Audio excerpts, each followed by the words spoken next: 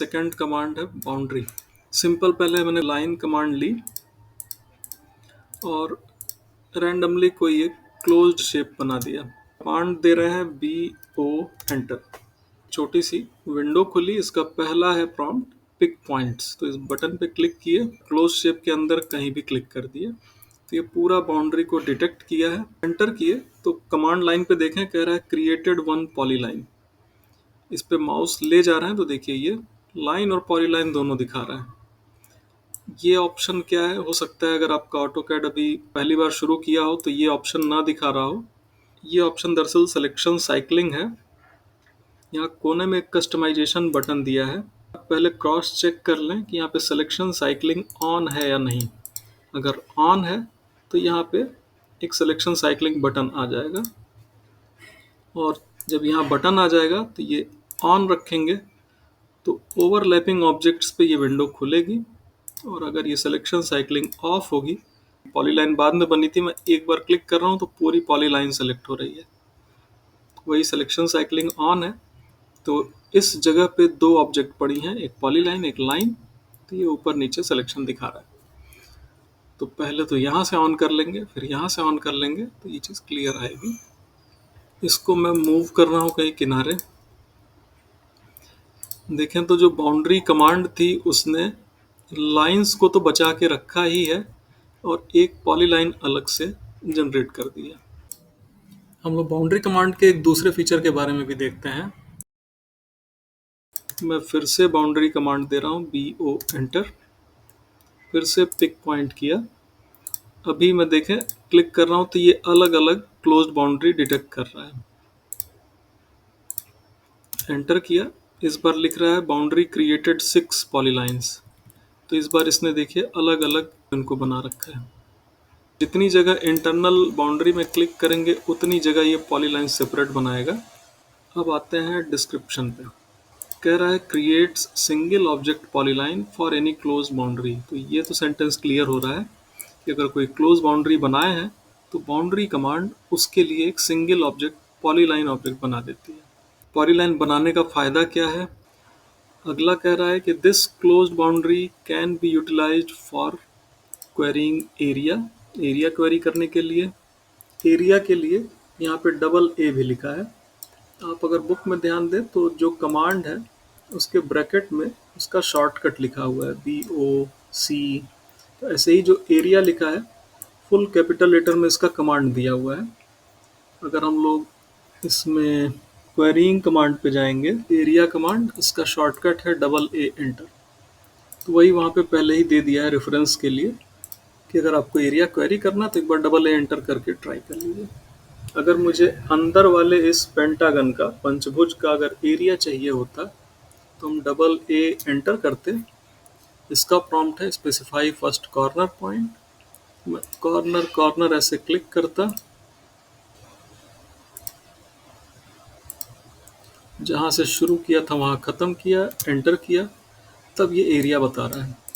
और अगर मैंने इसकी पॉलीलाइन बना ली है इस तरह से तो एरिया कमांड में ही एक ऑप्शन आ रहा है ऑब्जेक्ट। ऑब्जेक्ट ऑप्शन लिया, इस पॉलीलाइन पे केवल एक क्लिक किया तो सेम एरिया तुरंत बता दे रहा है। पॉइंट ये था कि अगर हमें इसका एरिया मेज़र करना हो तो सिंपल हम बाउंड्री कमांड पहले दे दें, BO एंटर। जैसे ही पॉलीलाइन बनी, एरिया कमांड दिया, ऑब्जेक्ट ऑप्शन लिया और एक जगह क्लिक किया, आंसर मिल गया। हम लोग कोई क्लोज शेप अगर लाइन सर्किल से लिए हैं, जैसे इस बार मैं एक एक्स्ट्रा कर रहा हूँ, सर्किल ले लिया और इधर का हिस्सा ट्रिम कर दिया। अगर इसका एरिया क्वेरी करना हो तो ये एरिया कमांड से थोड़ा सा टफ हो जाएगा बट थोड़ा सा टफ होगा। जैसे मैं कॉर्नर लेते जा रहा हूँ तो ठीक है, कॉर्नर ऑप्शन आ रहा है।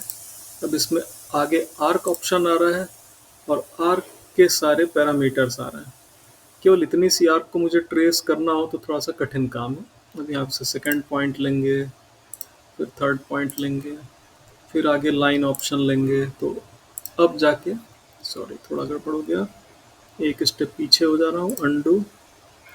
तो ऐसे क्लिक कर करके ये पूरा एरिया कवर करेंगे, तब जाके ये एरिया और पेरीमीटर दे पा रहा है।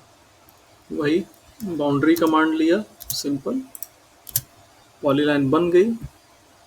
डबल ए एंटर से एरिया आया, ऑब्जेक्ट ऑप्शन से पॉलीलाइन पे क्लिक किए, सेम आंसर 10 सेकंड में आ गया। तो इसलिए यहाँ डिस्क्रिप्शन में लिखा है, this closed boundary can be utilized for querying area better offset. मैं ऑफसेट कमांड अभी ले रहा हूँ, वो एंटर किया, थ्रो ऑफसेट ले लिया। बारी बारी इन लाइनों का ऑफसेट कर रहे हैं,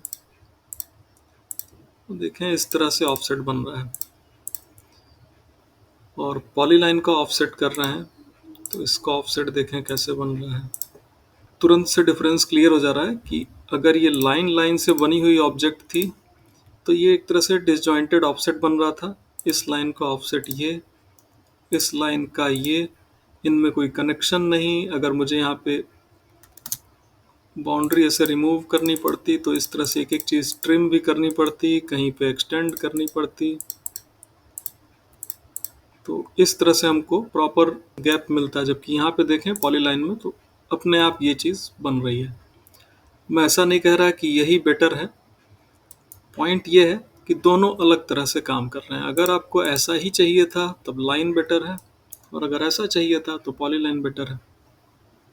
अब जॉइंटेड स्वीप्स क्या है ये भी देख लीजिए। इसके लिए हम थोड़ा सा 3D में आ रहे हैं। अभी तक हम लोग 2D ड्राइंग बना रहे थे। माउस में 3 बटन है, लेफ्ट, राइट और रोलर।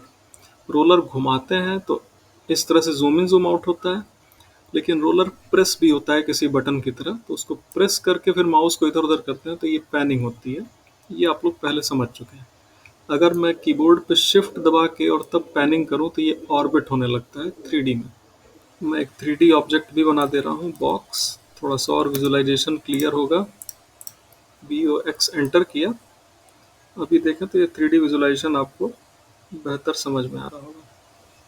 स्वीप पे आए, एक मैंने पॉलीलाइन बनाई। पॉलीलाइन यहाँ से भी ले सकते हैं और PL एंटर करके भी ले सकते हैं, कहीं भी रैंडमली एक पाथ जनरेट कर दिया 3D स्पेस में।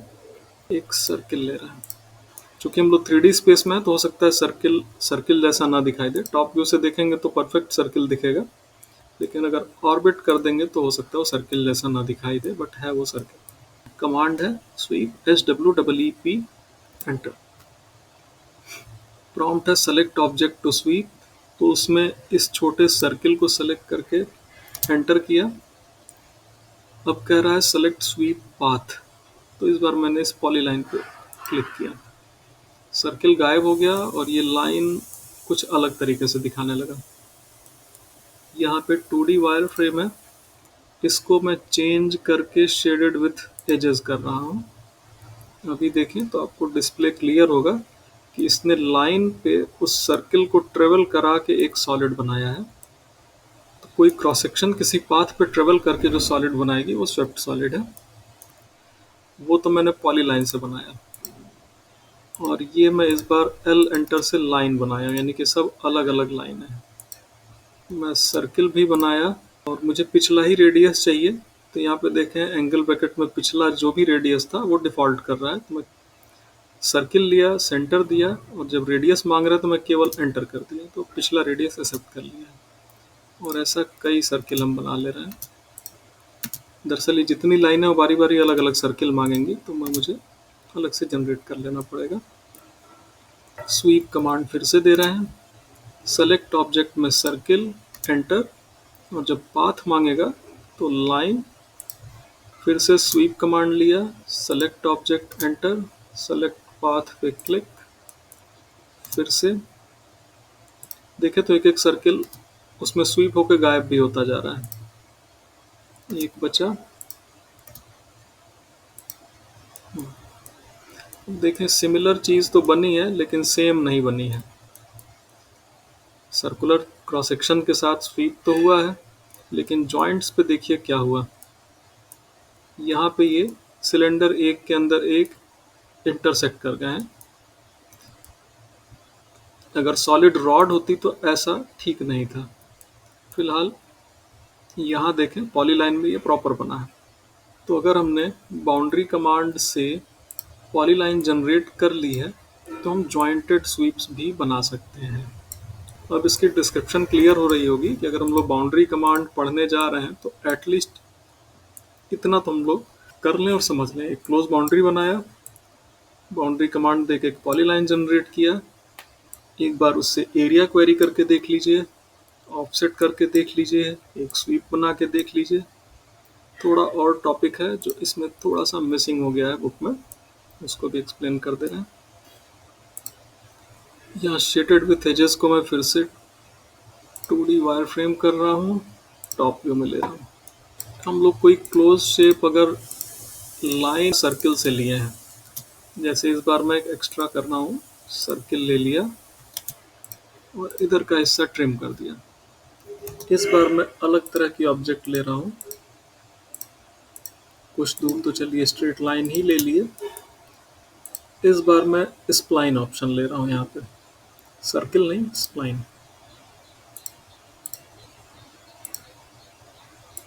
एक एक्सरसाइज में आप लोग स्प्लाइन बनाए हुए हैं बेसिक वाले में, हालांकि नॉर्मली सिविल में ऐसा एरिया मेज़र करने को नहीं आएगा मोस्ट केसेस में, फिर भी चांस है कि पड़ती है। इस बार बाउंड्री बना रहे हैं, यहाँ पे भी नीचे देखें, हम लोग केवल भी पिक पॉइंट का यूज़ कर रहे थे। नीचे एक ऑप्शन दिया है पॉलीलाइन या रीजन, फिलहाल पॉलीलाइन ही हम सेलेक्ट रख रहे हैं, पिक पॉइंट कर रहे हैं। क्लिक किया, एंटर किया, अलर्ट आ रहा है, कह रहा है polyline boundary could not be derived, create region. Actually जो स्प्लाइन है ये क्यूबिक कर्व या उससे हायर ऑर्डर का कर्व है, जैसे सर्किल जो है वो स्क्वायर इक्वेशन होती है, तो उसको पॉलीलाइन एकोमोडेट कर लेता है, लेकिन जो स्प्लाइन है उससे वो हायर ऑर्डर का कर्व है, यानी कि एक्स वाई की पावर क्यूब या उससे ज़्यादा गई होगी, तो ये पॉलीलाइन नहीं बना पा रहा है और खुद ही ऑप्शन दे रहा है कि क्या रीजन बना दिया जाए, तो हम कह दे रहे हैं यस, तो इसने बना दिया है। कमांड लाइन पे कह रहा है boundary created one region. Difference क्या है हम देखें तो सिलेक्शन में अभी यहाँ पे पॉलीलाइन आ रही थी, अब रीजन आ रहा है। इसको हम मूव करके थोड़ा बाहर ले रहे हैं अलग से। दिखने में अभी कोई डिफरेंस नहीं है, जैसे पॉलीलाइन दिखती है वैसे ही वो भी दिख रहा है। यहाँ पे हम पॉलीलाइन को भी अलग कर लें, चलिए इधर ही मूव कर ले रहे हैं। ऊपर वाला पॉलीलाइन, नीचे वाला रीजन। यहाँ 2D वायर फ्रेम से चेंज करके हम शेडेड विथ एजेस कर रहे हैं। अब डिफरेंस आपको तुरंत दिख जाएगा।